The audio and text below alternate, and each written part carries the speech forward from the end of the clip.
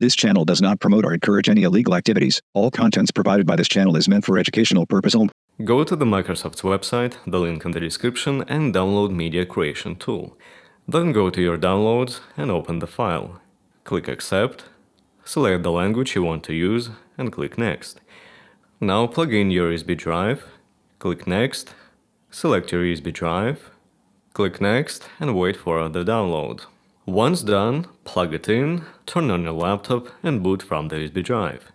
Select the language you want to use, click Next, and then click Install Now. Enter your product key here. If you didn't have one, then click I don't have a product key. Then select the Windows edition you want and click Next. Accept the license agreement, click Next, select Custom Install and click Next.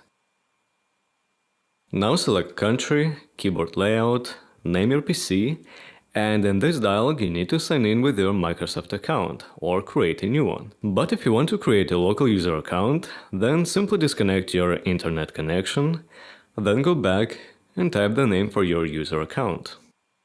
Choose privacy settings for your account and click Accept. So that's it, I hope it was helpful, and if you have any questions, leave them down below.